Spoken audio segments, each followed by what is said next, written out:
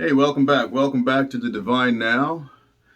It's in the afternoon on a Sunday in June, and I'm glad to be here. Glad that you're listening today, and thanks for being a part of this journey of mine. Um, this is brand new, so I'm just stepping in the waters and seeing what happens and sharing some of my thoughts, and hopefully they are a benefit to you. As I was coming home from the gym, I was thinking about truth and how truth, whatever truth is, and however we discover truth, it throughout history um, has it's been demonstrated that truth is a dangerous enterprise. The search for truth can be very dangerous. Uh, I was thinking about Giordano Bruno. Many folks may not know who he was, but he was one of the first philosophers and mystics to postulate that the earth actually rotated around our sun. He was one of the first voices to actually suggest that, and that the earth was just one of many planets and among many other stars. And for that, the church was upset because it seemed the things he was suggesting seemed to go against the grain of what the Bible offered us as far as cosmology goes. Now, we know now that he was correct, thanks to other scientists and thinkers over time that have proven that theory to be true. We know that's fact now, but at the time, it was considered heresy. For that, he was burned at the stake. His tongue was pierced with an iron rod of some sort, and then his jaw was wired shut. Now, this made a very dramatic statement to the rest of the world, to the rest of Rome. Don't challenge authority. Don't challenge the established order. Don't challenge what we know, what we think we know. Don't dare challenge it, or this will be the consequence. And throughout history, we've seen that play out.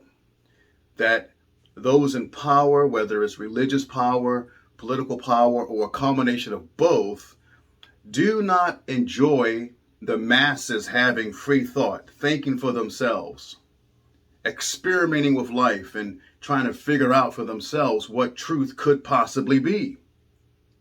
We see the same thing that took place with Socrates, one of the father of philosophy. He never wrote a word, but his words and his thinking, his thoughts still speak today, thanks to his pupils that learned from him. But one of the things he was found guilty of was encouraging his students to think for themselves, to even challenge notions of democracy, to challenge ideas about the gods. Now, we think now about the Greek and Roman gods, we call them myths. But for the folks living in those times, that was their religion. Those gods were real. Zeus was real. Thor was real. These gods were real beings to them. So, and Socrates challenged that. He gave these young pupils the power to think for themselves. And that threatened the established power. And he was sentenced to death for it, forced to drink poison for encouraging people to think for themselves, to go beyond the structure and discover truth, knowledge, to learn, to grow, to expand. This is why we have our Constitution. This is why we have the United States of America. This is why the founding fathers of this nation came together and stood against the monarchy, stood against Britain, and challenged the power structure, all in the name of freedom, free thought, free enterprise, free expression, the freedom of speech, that hopefully we will still continue to value today. It's what makes America America, these tenets of freedom and liberty. And if we are not careful, we will lose that. There are still power structures in place that do not want people to think for themselves. And in this brief divine moment today, I want to encourage all of us to think for ourselves, to reach beyond what we think we already know. Because truthfully, even as the universe continues to expand, truth continues to reveal itself, and we're always learning something new. And we should. We should always be learning something new, whether we're talking physically, spiritually, mentally, emotionally, politically, socially. We should always be expanding and learning and growing. Don't be afraid to even challenge what you think you know. Don't be afraid of learning something new. Don't be afraid of reading a book or considering something that's novel, that's new, that maybe you've never considered before. Consider going back into the past and reaching back into history and seeing what was done in the past to bring us to where we are now. Freedom is a very precious gift, and it's something that many have fought and bled for to obtain. And I personally don't want to lose that. Patrick Henry said, "Give me liberty or give me death.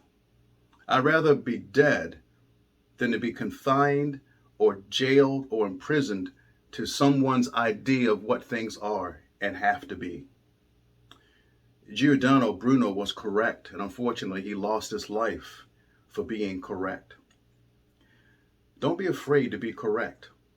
Socrates challenged the notion of truth and democracy and freedom and individuality and lost his life as a result. And we could list others who have done the same. It takes courage and it takes a certain kind of boldness to step outside the lines and be daring to discover truth, whatever that truth might look like, however it might reveal itself.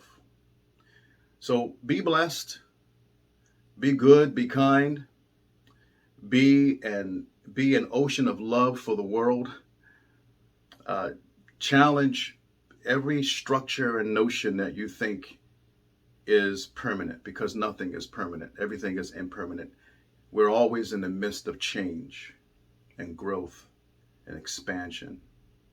And sometimes that change can be very threatening to some, but it's beautiful to others. Be encouraged and peace.